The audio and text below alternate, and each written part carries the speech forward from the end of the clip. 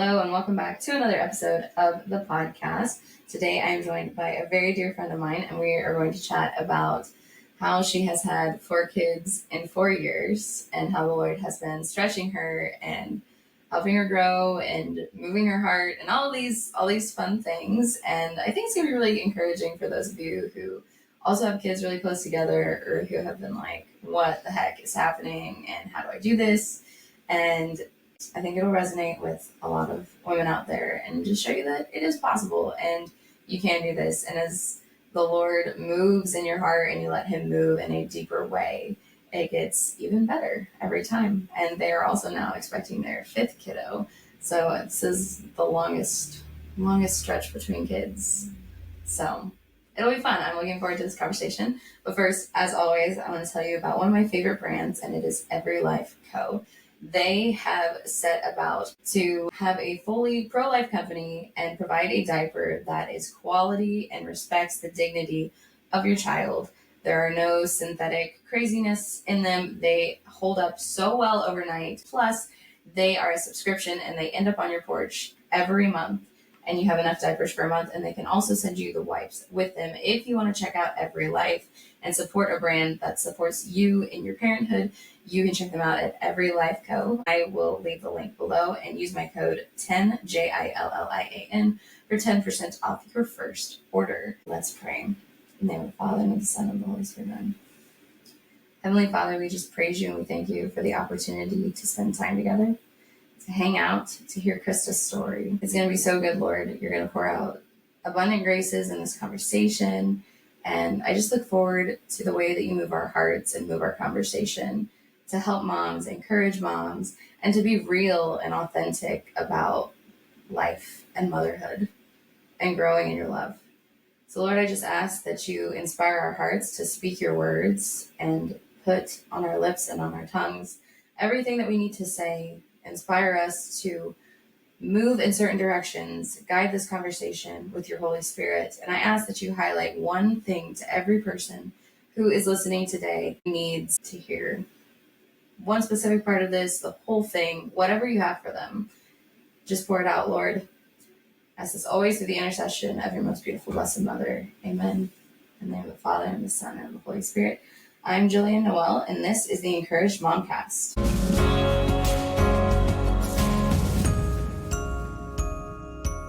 So you have had 4 kiddos in 4 years, and honestly, I have some questions for you. I kind of did a little bio for you in the introduction, but from what we've already talked about, you have 4 kids in 4 years, you have your 5th one on the way, and you love backpacking, you said, and the great outdoors. I feel like all the things being outside, yeah.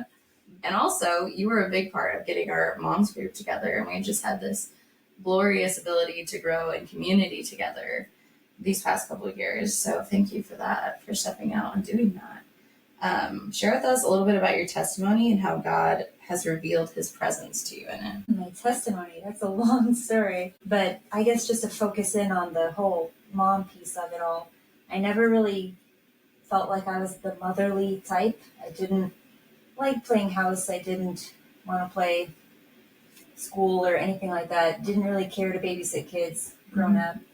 And I'm the second to youngest out of 5, but my sister and I are close enough in age that I never really was old enough to care for her.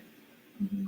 And so I realized I wanted to get married, but I was like, oh, well, the church says we have to be open to kids with that. And I was like, I finally got over the hurdle when I was like, you know what, having kids is going to make me grow in virtue.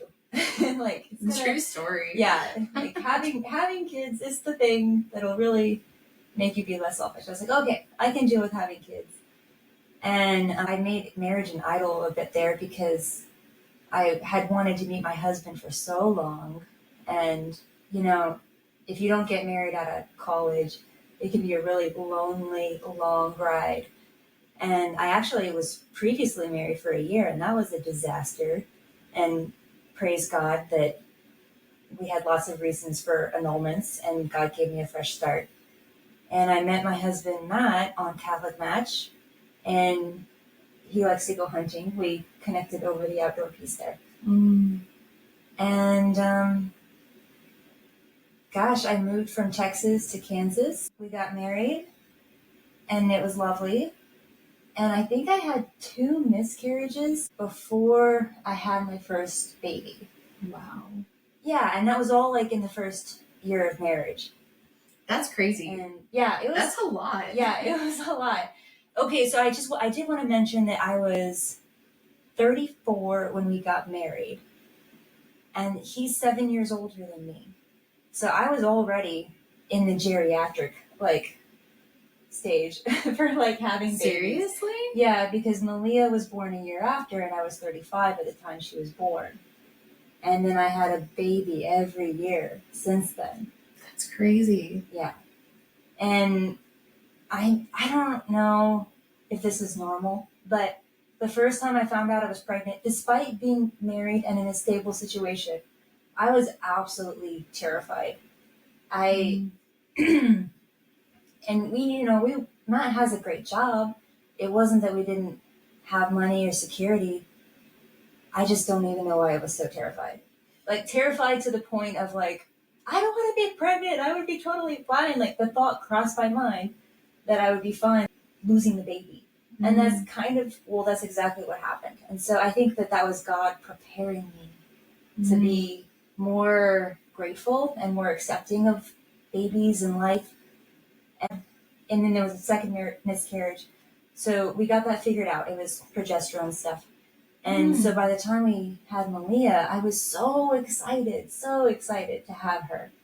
And that was lovely. And had a very easy birth. I had a pinprick water break where it has the slow leak. And so we went to the hospital and they put me on Pitocin to speed things up because it was not progressing. It, didn't have to have an epidural. It was hard, but it was okay. So yeah, I can see God working through my life that way. Yeah. Interesting. I don't think I knew that you had a couple of miscarriages before you had Malia.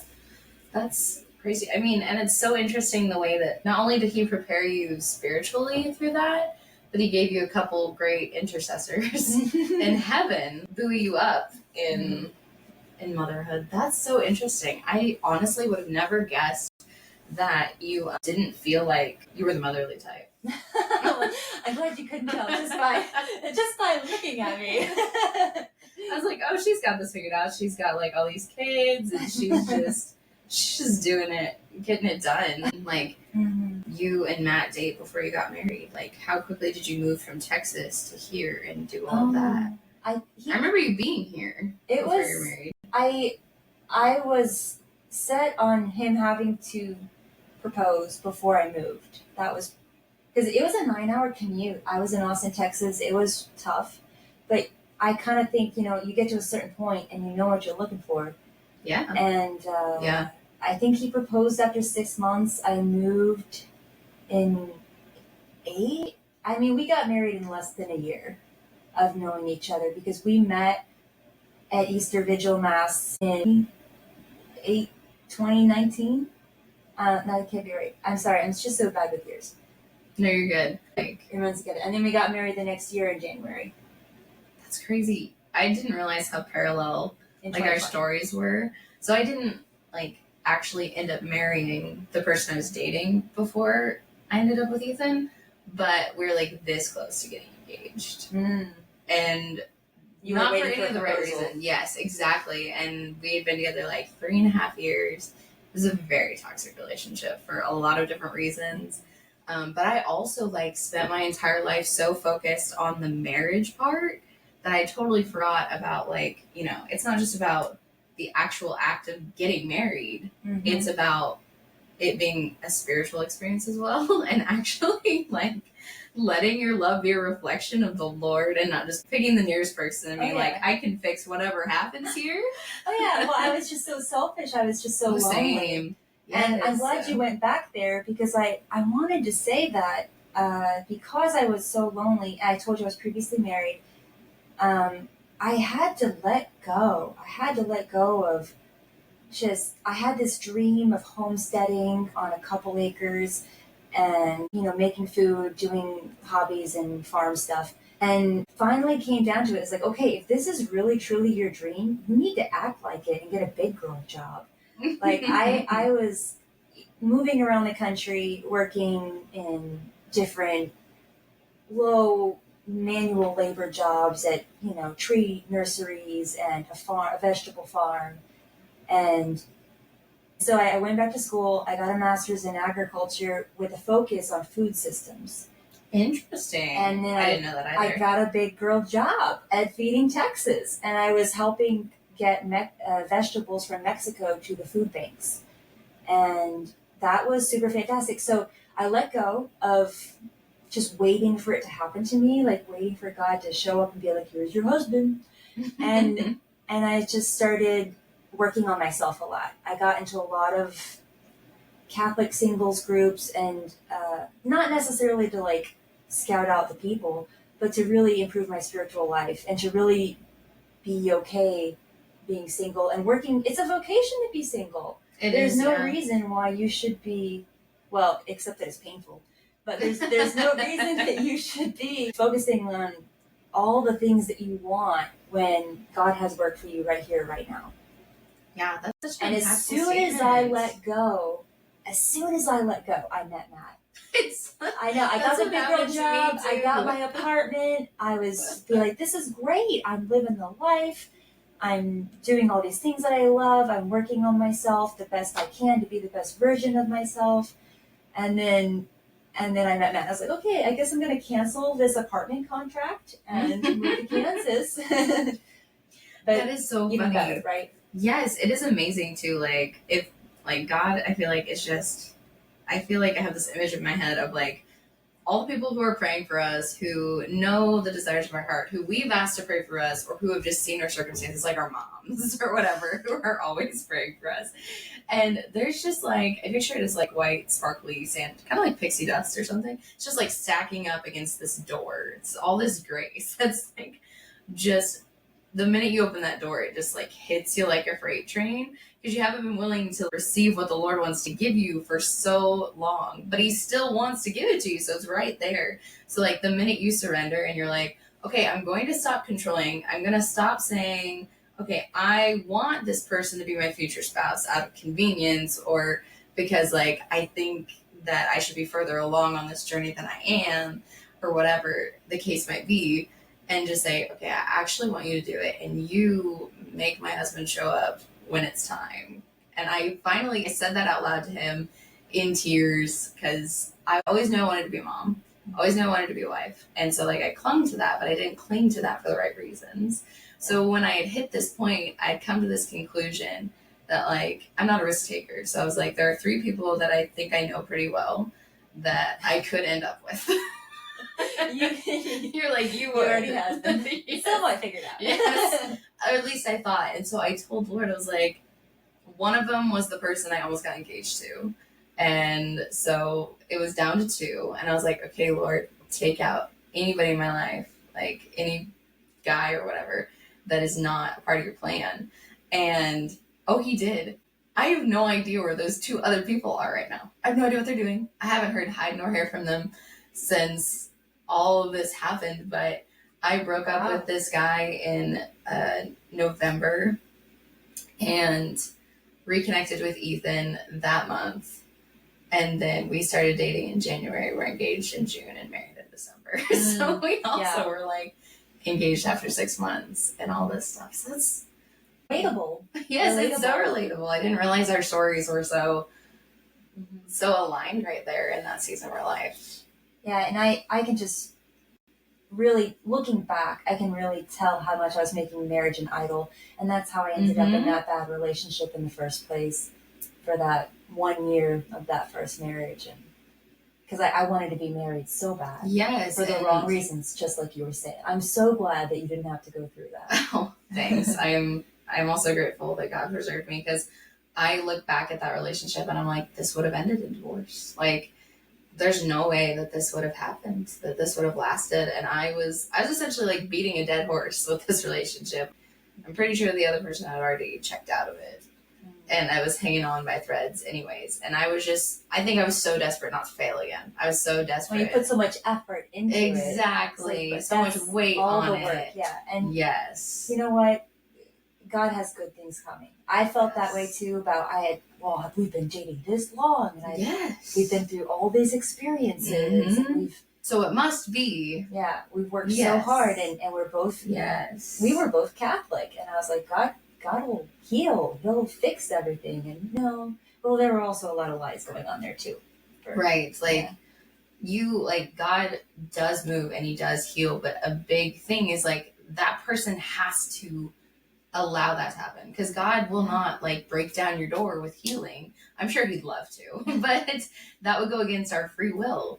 And so I think you and I might have been in the same spot of this person, I see the wounds that they've been through and all the hurt, and God has the power to change this. And if I am just a good enough example of His love, or I'm just if I can just, do this one thing, then maybe they'll receive that healing. And that's what my prayer was. My prayer was never divorce. No, it was the whole time heal.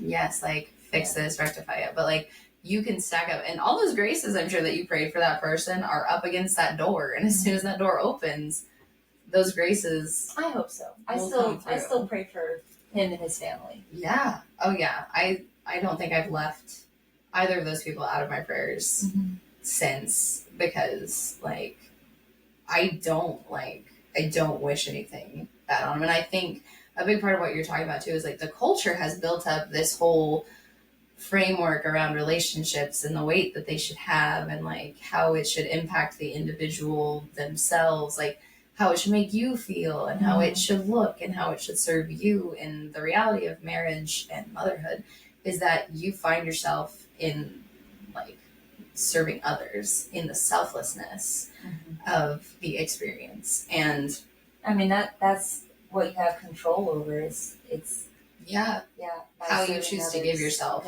or not give yourself in the circumstances. And from that, different fruits flow. So these relationships that you and I both experienced were there were no fruits, because we might have thought we were giving of ourselves, but you said, there was a lot of selfishness also, I think, in both of our mindsets at the time of well, I want to make this work also because I just want to be married.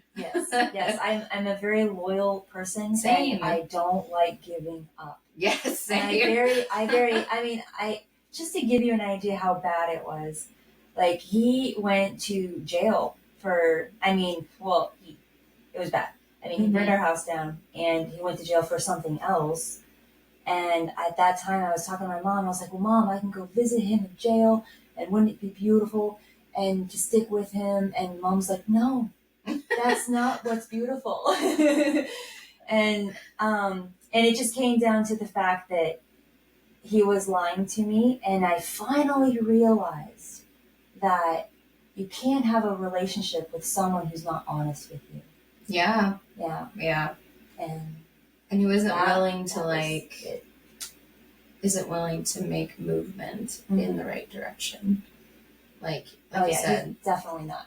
Yes, I would agree that in my case, this was there were so many wounds in this situation in his life that it's almost it buried him. I can actually go back to the parable of where the seeds were sown.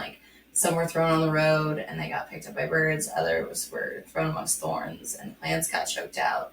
And he was a thorn amongst thorns because he was interested in becoming Catholic, and he was praying the rosary, and he was coming to Mass every weekend.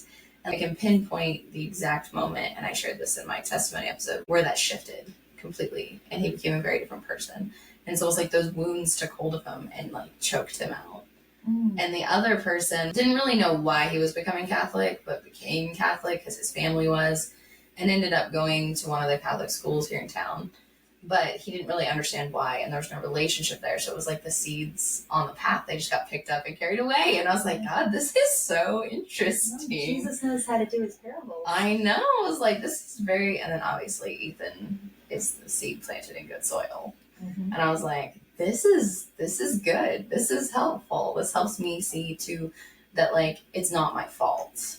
Yeah. In a way, like part of me put a lot of. I know that I had my own toxic traits and my own thing to contribute to that, but it falling apart is not solely on me. Yeah. Yeah, like putting that burden on me is not reasonable. That's what I'm looking for. Agreed. Is that God's the divine physician. Yes, exactly. I just try to slap man. we are moms. We are moms. Yes, we're like, let me put a little antiseptic in there and just clean it out as best I can. Yes. So fast forwarding, you said you ended up with 2 miscarriages. So I guess my second question is, each time you found out you were pregnant, you said the first time you were terrified, and then by the time Malia came around, like your heart had moved a little bit and you were so excited. So what did that look like in your spiritual life, to experience the terror and like the fear, and then to move into this place of just being grateful? It's just delightful how God dotes on us. And her birth, I offered up contractions for family members and just very specific people and intentions. And that made the whole birth experience really meaningful so and powerful. Lots of energy to keep going forward and all. And so I see God showing up in my life, and we were just totally shocked that we were pregnant, because I think, gosh, did I find out I was pregnant when Malia was 4 months old? I was breastfeeding full time. Yeah. And I think it was around when she was 4 months old, because we had just started to feed her solid foods, and I wouldn't do that with the next babies. I would go 6 months now. But you learn. Oh, yeah, for sure. You learn. And so we were like, what? How could I be pregnant? How does this I didn't have a period, but it was shocking, but I was still excited. And I got some of the scary parts were just hearing other people's experience of how hard it was to have 2 in so close together that their bodies couldn't physically support it. But God is so good. Mine did. And I didn't have physical problems. And I thank Him for that, because there's just a lot of other difficulty without that. And Paul was born a year and 3 weeks after Malia, so they're not quite Irish twins, but they're real close. They're pretty close. They're very close. And so then I was like, okay, we really got to figure out this NFP stuff. I got to watch things and figure it out. And so I was taking classes. I was having, scheduled appointments with the Creighton head person for Wichita, and we were tracking things, and boom, I didn't have a period again and got pregnant again with Max. And it was a little bit, he's a year and... So was Paul 6 or 7 months old when you got pregnant with him? Yeah, because he's something like that. Was born a year and 2 months after Paul. Okay. What I'm trying to say. Yes, it was slightly further, because one is September and the other is December, right? Yes, that's right. Paul's end of September and Max is the beginning of December. Okay, yeah, so that is more like a month and a half, isn't it? Yeah. Thank you for that. I just remember that you had Max a couple, Liam is October, and then Max was November, because there was this whole lineup of boys, pregnant moms at our church. It was 6 months. It was Francisco in September, Liam in October, Simon in November, and Max in December, and they were all back to back. Yeah, and that was crazy. That was a fun time. That was fun, yes. But so then you had Max come along, and so you were still excited, or you were? What's happening? Floundering would be a good adjective. If that's too strong, maybe waves of just. Because you wake up to, it's not that my babies cry more than other people's kids.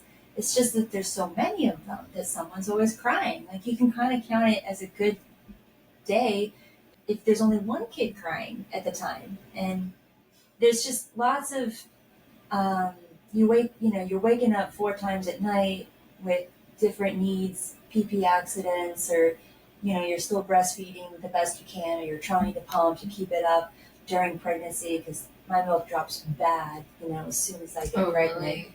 So I don't, Levi, I think I nursed the longest, but even then I didn't make it as long as I wanted. So it's just a lot of work to keep up Yeah. all the milk and all the needs of everyone.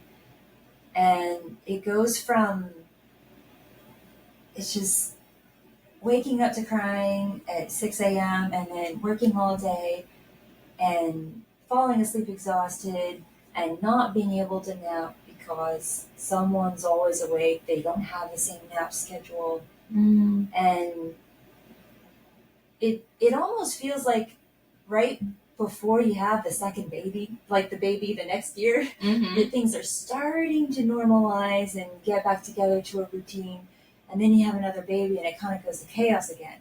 So spiritually, what that looks like is, just kind of throwing up popcorn prayers like, God help me. and I don't know what I need right now, but Jesus, I trust in you. And then, but every baby, it's gotten a little bit easier to get back on routine, a little bit easier to work through my thoughts. I went through, some people have postpartum depression. I think I had a bout of postpartum rage where my go-to emotion was just anger.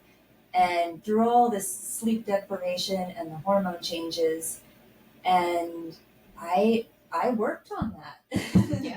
Yeah, and it was work to understand that, anger's a sin. There's very few times that we have righteous anger. Yeah. And there's just little babies. And they're just doing the little baby things. And they have no concept. Yeah, the anger comes from a lot of times just feeling like you're working so hard and just needing the help. Or feeling like it's out of control, like overwhelming. Very overwhelmed. Like you said, like having multiple kids crying at one time, like your mom heart is probably kind of dying. Like there's a lot of adrenaline and cortisol, and I want to save them all and I want to help them all, but I'm literally wiping one's bottom as another one is falling off their bike or riding their bike down the steps or something crazy. And some of the kids, they just put everything in their mouth. We had lots of poop incidents with potty training where the youngers were getting into the potty training of the olders and with poop and that's scary. You can get sick from eating poop. But you keep going back and you keep trying and you work through your day and you're like, okay, this is how I reacted that way. What could I do better next time? Like what if I could play it out in my head, what would the perfect version of me have done in that? And that's actually super helpful because even though I didn't do it, the next time something big happens, it's kind of in the back of your mind now. This is how I want to react, who I want to be. Yeah. No, same. I think after Leo, I think it was more a personality thing and the Lord highlighting that like this was the next thing he wanted to work on in me was the same thing. Like I also noticed that like I can feel like my jaw like get real tense, and that's actually my cue that like I'm getting mad. And like there are moments where I'm like, I'm trying so hard to control this, and like if I could snap myself with a rubber band every time I would, kind of a thing. But it's just like an overwhelming experience of being mad for the stupidest reasons. And I actually know that I have a really hard time when like pain startles me. Like I don't like to be surprised. And so like Leo will bite sometimes or he'll pinch if I'm like, hold on. I'm learning now that like he really just doesn't understand what it means to wait. I have to equip him with the words to tell me what he needs. I have to equip him with understanding patience that I can't pick you up right now, but I'll do the best that I can to set you up for success while you're here. Because he would bite or pinch when he was frustrated at me. Oh, wow. And it would surprise me, and the anger would just bubble. I am a fight type of person, not a flight type of person. Oh, goodness. So yes. I have so much compassion for you, and how hard that is, because it is hard. I have that kind of knee-jerk reaction of just like, don't touch me, or ow, or like, yes, I'm exactly. gonna fight, like that. Yes. And then you look, and it's like your or little like baby. an angry voice, Yeah. and they just like burst into tears, Yes. and you're like, oh, I just did Exactly. that. Yes. One of the things I noticed is I don't know if you've ever heard some anger management people talk, and they're like, oh, let it out, let it out. And I do agree that it's healthy to recognize your feelings and feel them. But specifically when you kind of indulge and you're like, well, I'm angry now, so I'm going to let it out and be angry, that has never behooved me. No, it almost makes it a habit. It makes it worse. Yeah, because you're I like, don't feel better after it. No. I behave I feel worse. Yeah. Yeah. And so the idea of just feeling the feeling but reining it in. Yes, like coming taking a deep back breath. to peace. Sometimes I knew I was about to blow, but other times I was just so volatile I could feel like I was fine and then just kind of lose it. And I think that had more to do with the hormone stuff. Sure, I think that's a big part of it when you're heavily postpartum is like there's a lot of hormones happening, and sometimes they just bubble up, and that's my brain immediately tries to course correct and go like, what did you eat? Did you get enough water? Oh, yeah, Are you drinking too much caffeine? Like, did you get enough? I try to, and I'm not saying that this is healthy. I might do this to a fault, like trying to control the circumstances, because I am a person that thrives off data. I love to have my facts and my figures. So if I know that like I'm eating well and all of these things, then I can try to logically deduce if that bout of anger was hormonal. Because usually if it's hormonal, I can't find the logic in it. Right. It can't be like this inciting incident happened and it made me mad. I'm just like, that made no sense. That wasn't that bad, Jill. Why did you do that? Like, but still, it's like, it's also hard to feel so much compassion for your kids and desire to love them and take care of them and know that you're still human. I think that's the part that sucks is knowing that you're human and you're gonna mess it up. Yeah. And so you are gonna mess it up. So just get back to trying and get back to peace and keep going and try new things. Like I'm finding that like if I can tell that if the jaw tensing is the cue that I'm gonna be mad, then I can like close my eyes and take a couple deep breaths. That is so helpful. And it's very surprising. And or like I can twist some beads in my fingers and pray the rosary, because like I've always had a devotion to the rosary, but like having the solid beads in my hand, even if it's on my wrist, to just like twist back and forth, moves me out of the headspace of anger and into like, okay, Mary, you're gonna have to help me fill the gaps here because you're better I'll at go this. outside. Oh yeah. The rosary is so helpful. Or just give myself a hug. Even I know it sounds silly, but it is just so hard. And I identified some triggers, and one of them was messes, like something that created additional work when I already felt so overloaded. That was a trigger. Another, one of Matt's triggers is essentially the same, but for housework. Like the kids draw on the walls. That was like a trigger for him. And understandably, I think that's like, I feel like that's every dad's trigger. Yes, I think Ethan's would be the same. Is like, you are making more work for your mom. Why are you? I noticed that too, because it's like a protective mechanism for your spouse. Yes. And another one was when they were hurting each other, or they were doing something that endangered the other one, or even waking up the baby, the toddler waking up the baby. That's so infuriating. Oh yes, that is so. It's still totally normal, and right, and like it's hard to sit there and recognize that they aren't like, from our perspective, it's easy to go, you did that on purpose. Like, that the baby's sleeping right there and you have to be quiet. And I'm like, is a 2-year-old that analytical? They're not. I was like, you have to be not calm. Creatures of reason. You have to be calm to realize that. But. Yes, but you can be like, okay, he just doesn't want to sleep right now. Or oftentimes I'll find that he'll pull those kinds of things when he hasn't like had enough affection or like attention.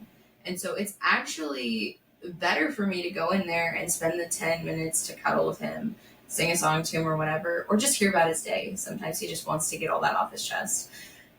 And then he'll rest, as opposed to like peeking around the corner of the hallway or playing with the doorstop thingy or singing to himself or bonking his head on something and then crying and whatever it is. Yeah, like you said, you just kind of have to keep trying and you have to keep testing things. Like if something isn't working, then something else will. Mm-hmm. And once you find the things that work, you can kind of lean on those. And then it'll change. And you do yes, it and again. it'll change and you do it again. 100%. At one point, You'll have a different kid with a different personality that gives you different triggers. Yeah. Hence the biting. I think that's been my problem with anger too, is Leo and I are a lot alike. Mm-hmm. He is more indecisive. He wants to make sure he has everything in order before he makes a decision. Like, he's still not walking, but he will walk if he's holding your hand. No problem. Yeah. He's basically hardly holding on to your finger at this point. That's a calculated risk that he said no That to. he said no, exactly. And I'm like, just go. Because you're either going to grab, like, my pant leg, or you're going to, like, I don't know, maybe you'll bite. Like, at this point, I'm just always on edge. That he's gonna... We've been, like I said, it's been so much better since we've learned some signs and some words. And I just didn't realize that language was going to be so important to him. And he's also a very oral kid he's the one that puts everything in his mouth. Mm-hmm. He's the one who will crawl under the table and find leftovers, and anything is fair game for him. Liam didn't do that. I could give Liam marbles at 1. Yeah. He just wouldn't do that. Yeah. But it's so different. I'm like, oh my gosh, I have to be so much more calculated about everything. So it's a wild and crazy ride because the kids just have very specific needs and their different personalities, and it's lovely to watch them grow. And and to think like God gave them each to us intentionally in this time, in this order, for a specific reason, even if we don't know what that is yet. It's crazy. So on that note, what do you think God has revealed most to you in this journey of motherhood? Like, what is the big theme? He gives you grace when you need it. Mm-hmm. I think it was after I had the 2, God provided me a mommy helper. And then he provided me with 2 mommy helpers. And then I had 3 babies, 3 and under. Or under 3, really. I had 4 under 4. I had 4 in diapers at one point. Oh, wow. For 6 months, I had 4 in diapers. And, but God kept giving me the help. So I had 3 mommy helpers coming, 1 at each day of the week. And my mom moved up when my dad passed away in August 2 years ago. And she's been a huge help.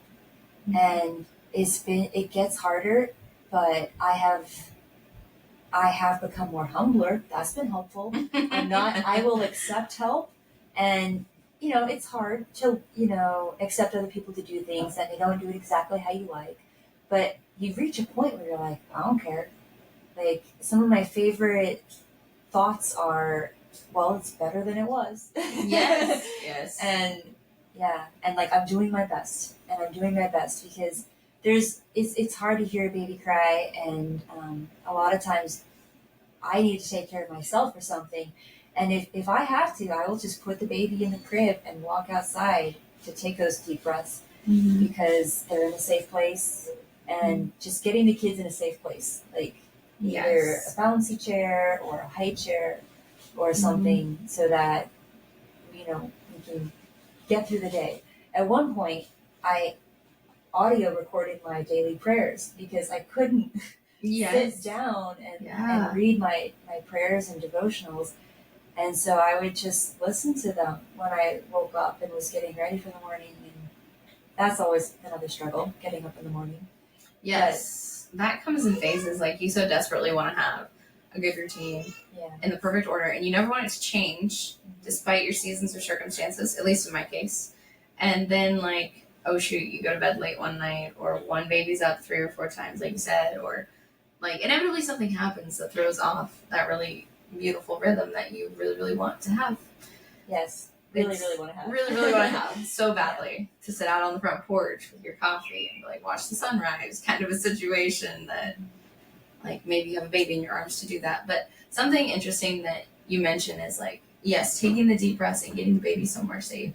And it has helped me so much to remember that, like, Mary is here to help me steward this gift of motherhood. Mm-hmm. And she's like, often I'm like, just go eat by the because like I need help right now. And I can imagine her and like that baby's guardian angel and my guardian angel, like being around the crib. Angels. Yes, and be like, okay, I can't be there right now, but please like make sure they don't get severely hurt. Like please cushion the fall if it happens. Please help them fall asleep. Yes, exactly. Help them sleep and that's true. Fill the gaps. We have a whole heavenly helpers too that lots of mommy shouldn't helpers. Be overlooked. And so God gives you the grace, and I think He gives you the mercy too. And to really believe that, you know, God gave me these kids, so He's going to equip me with what I need to have them. And He wanted me to be their mom, which means that I'm the best mom for these kids. And I can do this. Somehow. Yes, with you. With your help, God. Always with God, never without. And so that's helped me have more mercy on myself when I screw up. And it's helped me not stay down and beat myself up about all the mistakes I made, all the things I didn't know, all the issues I had to work through. And it was just a huge learning curve. And I'm grateful, because if I didn't have so many kids so close together, I don't think I would be as good of a mom. You know, because you have one, I felt overwhelmed with one baby. Mm-hmm. And I think a lot of moms can identify with that. But every single baby came, and every time it's like baby steps. You step up your act, you step up your routines. You get to level up a little bit. Yeah, almost. That's right, level up. And even spiritually, like you have kind of, I love like this thought that like, you know, you have a guardian angel for you and the baby you're carrying. Like the minute they're conceived, like you have a bonus helper. And like as a mom who has spiritual authority, like you kind of can direct all the guardian angels around. And that mentality, like knowing that this is a supernatural calling and it takes a literally like a supernatural power to give birth. Like we withstand more pain than the human body is supposed to be able to bear. I just saw that, like, is that true? It is. Incredible. I think it's like 20 some, and women go through like 50 when they're giving birth or something like that. They're like, it'd be equivalent to like having all the bones in your body, like, or most of the bones breaking or something like that. I was like, I didn't. Maybe it's the oxytocin, but I'm like, it didn't feel like that. It didn't feel like that. It didn't feel like I heard that the way the hormones work, they help you forget the pain of labor. Yes, I heard that true. Too. I don't remember it being so hard. About 2 weeks after having a kid, I'm like, I'll do that again. That wasn't so bad. Like for me, I was in the hospital, and that was like, what are you talking about? You just had a baby. You're like, butter rush. That's so funny, but it's like, it is supernatural. And like you see in, I think it's Acts, like when I think they break, I want to say it's Paul, I could be wrong, like out of prison, and he knocks at their door, and they're expecting it to be an angel more than they're expecting it to be someone being broken out of prison. Maybe it's Peter. I can't remember. Peter, thank you. Like, they're not expecting him. They're expecting an angel. And I'm like, okay, if they could do that in Acts, then I can just like know that like right now, you know, this child is choosing to scream themselves. Like, I've done everything I can. I've changed their diaper. I've given them medicine. I've checked on, like, I've done all the things that I could possibly do to take care of them. And they're still choosing to scream for whatever reason. Mm-hmm. And at this point, I just have to leave it in God's hands.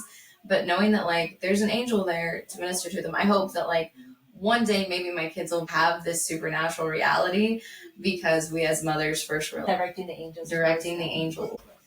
Just be there. Like, I can't be in the room right then, and it grieves me, but fill the gaps, because I'm only so human. Yes.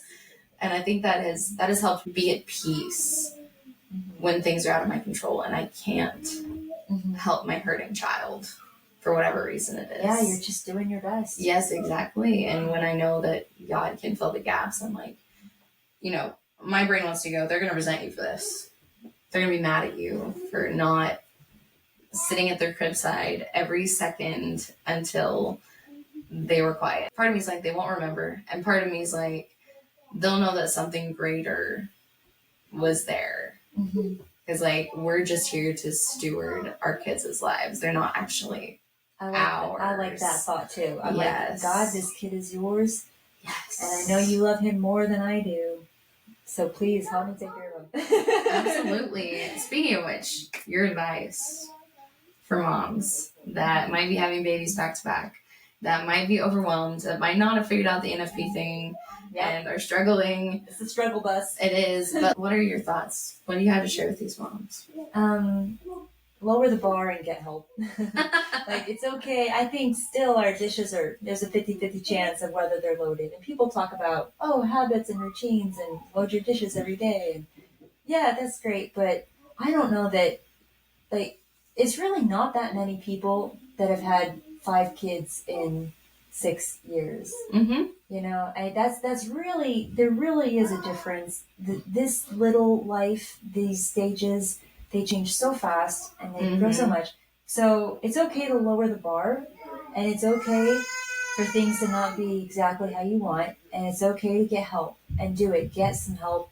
Enlist. I think our moms group has been so helpful to me. Yes, definitely. To be able to call on the other moms for help. And gosh, when I had Max, or no, it was Levi, I got meals twice a week for 2 months. Yeah. That was incredible. Our community feeds people. Dinner? That was, yeah, for sure. Yeah. And it kind of goes as long as you need it to. And I'm very familiar with the feeling of drowning.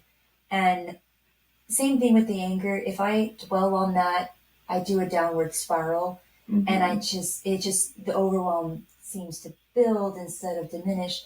And I would encourage everyone, including myself, because I'm working on this, that when that starts to happen, to just think of one good thought that day, something beautiful that happened, something that you did well, when you react the right way that you wanted to, or even just when the kids hold my hand or offer me up a hug, or the way they giggle when you're doing the tickling at the diaper changing table. I mean, just focus on that one thing. You know, Philippians 4:8, it's just, you shouldn't focus on the negative. You focus on whatever is true, whatever is just and noble and beautiful. Yes. And those are the things that'll bring you closer to God. Yes. And not just managing all the negativity and being like, no, I'm not going to dwell on that right now. Like, yeah, we can problem solve, but we'll do it one at a time. So get in line. Take your ticket. Yeah. Wait to be called on. Yeah. So focus on the good. Even just one little thing per day. That's so beautiful. I love that. That's amazing advice. And I think too, like, we have to shift the mindset from like, we're ignoring, like you said, we're ignoring our problems by focusing on the good. I think sometimes we get too wrapped up in the problems and we get too wrapped up in thinking about how they're problematic. And you don't want to think about the good because you assume that you're just ignoring the bad, when the reality is that, like, there is always beauty somewhere. And if you can see it in the positive light, like, your brain and your body is wired for love. I just learned that from Dr. Caroline Leaf. She talks about how we're innately wired for love. And so when we act from a place that's not from love, our body responds and it, like, reacts negatively to that. So when you talk about finding just that one silver lining, that one piece of love, your brain and your body just, like, blossom in response to that. And then you can problem solve. You can be like, okay, I'm really mad that you dumped your plate all over the floor. Like, that was really frustrating and that sucked.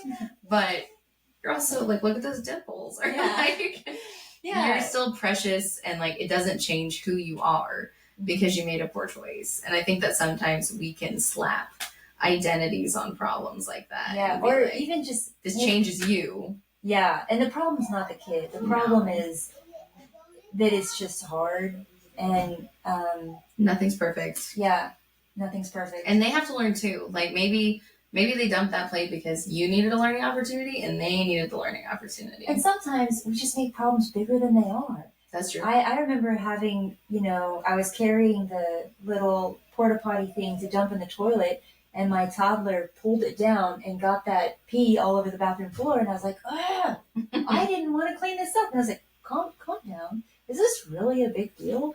Like, all I have to do is get a towel, an old towel, throw it on the floor, and then use my bucketless mop. It'll take 2 seconds to clean up. And it's really, we make a lot of, how many times have us moms spent up, staying up in the late hours of the night trying to figure out, problem solve, why our toddler isn't sleeping. Oh my gosh, And so then much time. You just wait a few days and they start sleeping. There wasn't a problem to begin with. They were just going through something, and the problem I'm so glad you said that. The problem self-solved. My husband is so good at reminding me of that. He's like, Jill, do we need to really assess what they ate at what time of day and how well they napped and every little piece of their day? Yeah. Like, maybe you didn't do an activity that stimulated their brain, but do you really think that caused them to not sleep tonight? I'm like, I guess not. And then exactly what you just said happens. Because whatever's happening, you can just accept it for what it is and then be like, okay, God, I guess you're going to help me through this. And yep, know that the capacity of his mercy can cross the bounds. This problem is real. On. This problem is here. And maybe you can handle it. Yes, exactly. Yes. That's so good. I love it. I mean, yeah, that sounds like a good enough note to end on. Yeah. Focusing on the positive, just understanding that, like, we don't have to overthink everything and we don't have to get everything perfect. But what we can focus on is the good, the true, the beautiful, the noble. And you're not alone. You're not alone. Yes. You've got your spiritual community for sure. Mm-hmm. And if you don't have a community, ask. God will deliver on that promise. Yeah, he will. Yeah. He did for me. Yeah. And I've noticed that when you ask for something and it is a huge need on your heart, he goes above and beyond. So you're like, I need a little help for 1 hour a day, and you end up with help all week. Or I just need mom friends, and you end up with a giant network of moms who you can go to for different things instead of just like the neighbor down the street, which is great too. But I've noticed that he just builds. He's a generous guy. So generous, and it's so beautiful. So don't lose hope or be disenchanted with it or like lose sight of the beauty of motherhood, because sometimes we just have to remember to ask the question and be like, hey Lord, I could use a hand, or hey Lord, this baby is screaming, help. Like, what do I need to know about this right now? What do I need to know about myself right now? What do I need to do in this moment? I learned from you, the solution at hand is the Lord. That really stuck with me. That was. I remind myself that. Did I say that? Oh, cool. I'm glad it resonated. This has been fun. I feel like there's so much more that we could hash out and talk about. So we'll have to do another podcast here soon. That would be fun, I think. Yeah. I'm grateful to have you as a friend. You're lovely. Yes, right back at you. And it's fun to get to have an excuse to sit together for an hour and and just talk about things. I feel like having a podcast like this is a good excuse to hang out. So, yes, thank you guys for tuning in and hanging out for an hour. I think at this point, every testimony episode I do is about an hour long because there's just so much going on in motherhood. But you can always catch what we're doing over on Instagram at Jillogic, JILLOGIC _ at the Encouraged Momcast on Facebook and Instagram. And you can see what we're doing on Patreon and join us there if you feel so called to support this ministry in that way. You can head over to theencouragedmom.com/shop and support us there as well. Don't forget to grab your Planting Seeds journal if you have not already. It will actually go a long way in helping you exercise this muscle of seeing the Lord in each of these circumstances that we're talking about and getting the hang of how he speaks to you in the moment. You can also leave a rating or a five-star review as well to help us reach more moms all over the place. And that would be helpful wherever you listen to podcasts. And you can check us out on YouTube as well. And with that, we will catch you next time.